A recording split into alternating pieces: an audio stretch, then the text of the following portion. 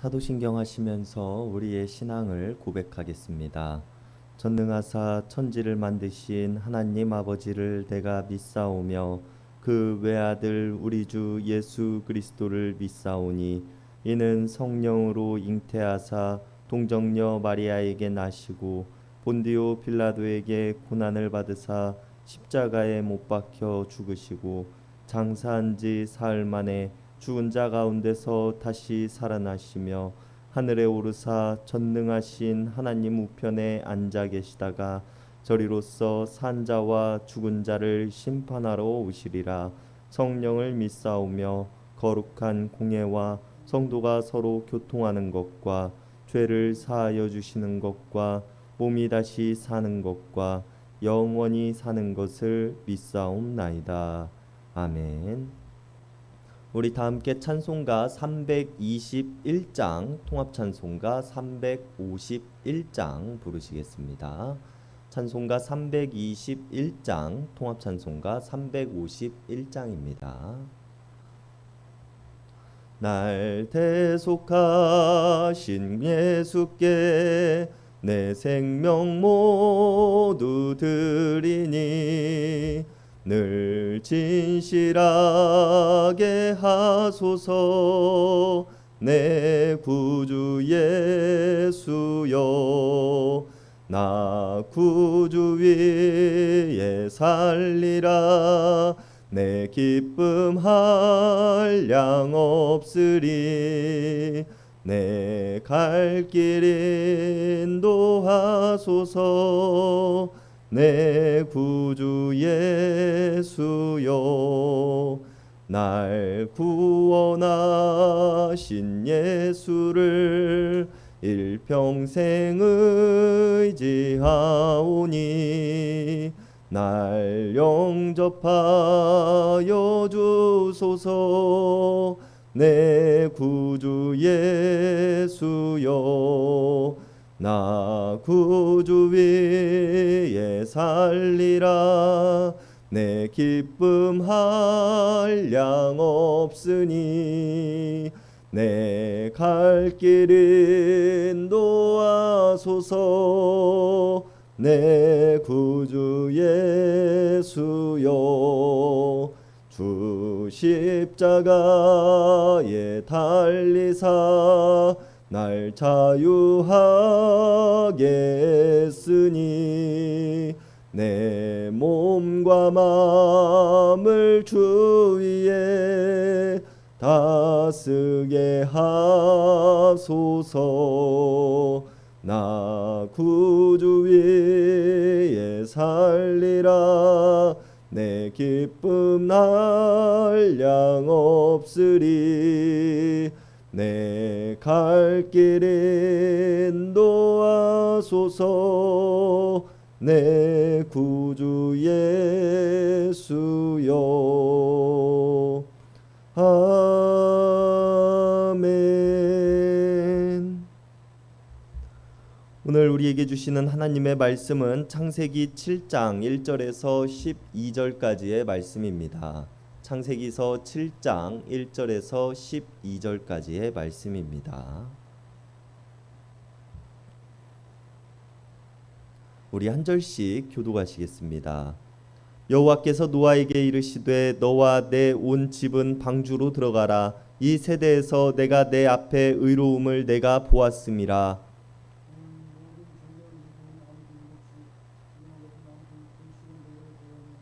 공중의 새도 암수 7씩을 데려와 그 씨를 온 지면에 유전하게 하라.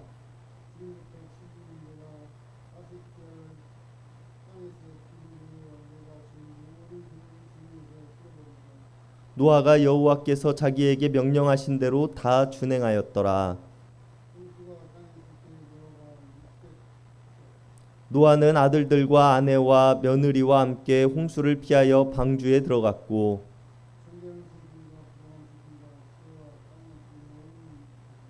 하나님이 노아에게 명하신 대로 암수 2씩 노아에게 나와 방주로 들어갔으며 노아가 600세가 되던 해 둘째 달 곧 그 달 11의 날이라. 그날에 큰 기품의 샘들이 터지며 하늘의 창문들이 열려 40주야를 비가 땅에 쏟아졌더라. 아멘. 오늘 창세기 7장의 본문의 시작은 하나님의 말씀에 따라 노아가 방주를 만드는 일을 끝마친 시점에서 시작되어집니다. 하나님께서는 노아에게 말씀하시기를 이제 너와 내 가족들은 완성되어진 방주로 들어가라고 말씀하십니다.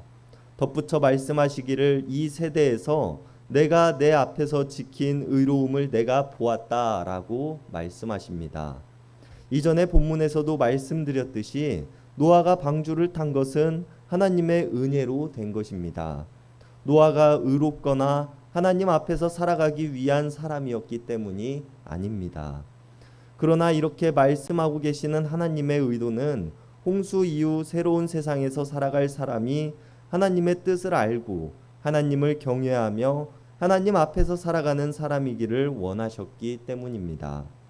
그리고 하나님께서 노아에게 자신 앞에서 의로움을 지키기 위한 노력을 보셨다라고 말씀하고 계시며 노아야말로 하나님의 새로운 창조 세계에서 다시 세상을 하나님의 선으로 살아갈 만한 적임자라고 생각하셨습니다. 그런데 이 말은 반대로 이 땅에 노아 외에는 그 누구도 하나님을 향한 의를 지키는 사람이 없다는 것을 이야기하기도 합니다. 우리가 어제 함께 살펴본 본문 창세기 6장 11절과 12절에서도 또 그제 살펴본 창세기 6장 5절에서도 온 땅을 딛고 살아가는 사람들의 죄악들에 대해서 고발하고 있는 성경의 본문은 오늘 노아를 의로운 자라 표현하면서 노아 외에 온 땅의 모든 사람들이 악한 생각과 악한 행동으로 살아가고 있음에 대해서 다시 한번 우리들에게 보여주고 있는 것입니다. 그리고 방주의 모든 정결한 짐승은 7쌍씩 또 부정한 짐승은 2쌍씩 태우라고 말씀하시는데요. 여기서 말하고 있는 정결한 짐승과 부정한 짐승은 우리가 생각하는 것처럼 돼지나 소와 양처럼 사람에게 도움이 되는 짐승 혹은 반대로 사람에게 해를 끼치는 짐승인 독사나 독충, 포악한 짐승들을 가리키는 것은 아닙니다. 도리어 레위기의 정결법에서 설명하고 있는 것처럼 희생제사에 적합한 동물인가 그렇지 않은 동물인가에 대한 기준으로 오늘 성경은 정결한 짐승과 부정한 짐승을 나누고 있다라고 우리는 생각해야 합니다.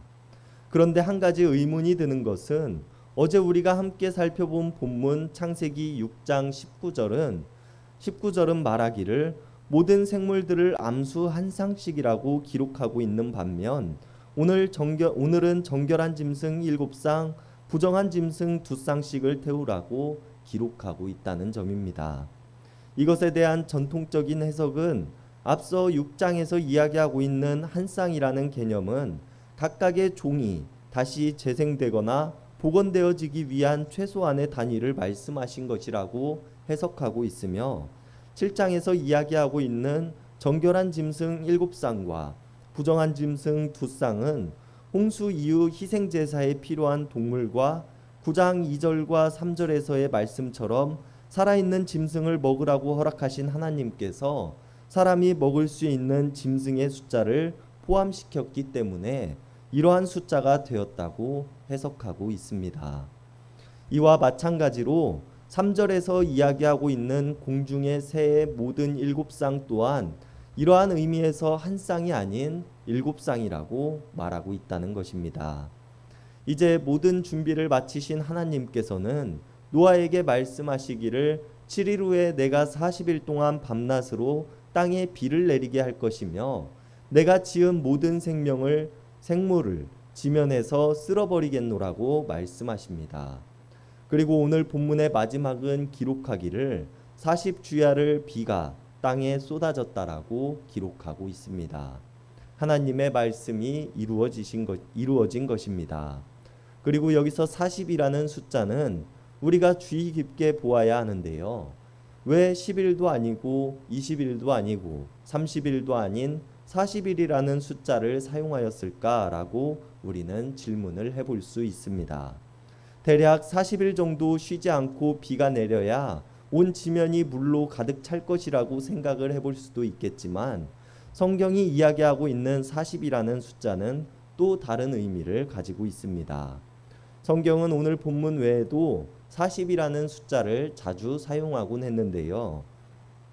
노아의 홍수 40일, 이스라엘의 광야 생활 40년, 모세의 미디안에서의 생활 40년, 모세가 시내산에서 하나님의 계시를 받기 전까지 부름 안에서의 40일, 사사시대 40년, 엘리야의 호렙산 40일, 예수님의 광야 생활 40일 등 성경은 40일이라는 숫자를 자주 표현하곤 합니다. 여기에는 히브리어 알파벳 중에 맴이라는 글자가 숫자 40에 해당되어진다는 비밀이 숨어져 있습니다. 그리고 이 알파벳 맴은 물을 상징하기도 합니다. 물은 성경에서 그 상징성이 매우 큰데요. 성경에서 물은 대체로 자라게 하거나 씻거나 무언가를 나르거나 갈라놓거나 익사시키는 모습들로 등장하곤 합니다. 성경에서 말하는 물의 모양이 어떠한 것들입니까? 대표적인 예로 침례를 들 수 있을 것입니다. 물에 온몸이 잠기는 행위를 통하여서 이전에 나의 자아를 죽이고 죄를 씻어 흘러보내며 세상과 구별되어 하나님의 자녀로 자라나는 계기를 만들어주는 것이 아닙니까? 그리고 오늘 하나님께서는 악하고 패악한 온 땅을 물로 씻어내기를 원하셨고, 그 물을 통해 다시 생명이 자라나기를 원하셨으며, 물을 통해 홍수 이전과 이후의 세대를 갈라놓기를 원하셨다는 것입니다. 이런 의미에서 40일이라는 시간은 물을 통한 영적인 정화의 과정이라고 우리는 생각해 볼 수 있습니다.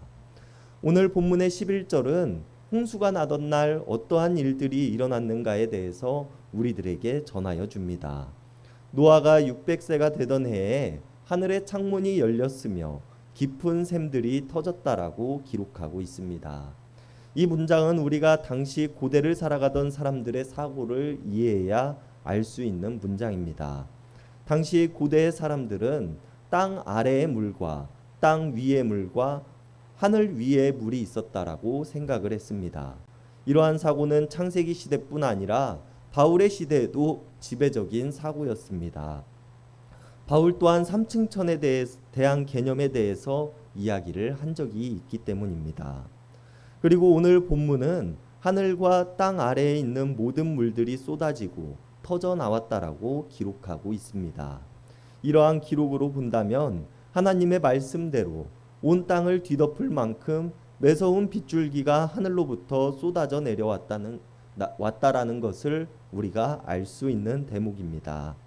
그리고 이제 방주는 물에 뜨게 될 것이며, 노아와 그의 가족들, 하나님께서 방주에 태우라 명령하신 모든 생명들을 제외한 땅을 딛고 살아가는 모든 생명들은 온 땅을 뒤덮은 물에 의해서 사라지게 될 것입니다.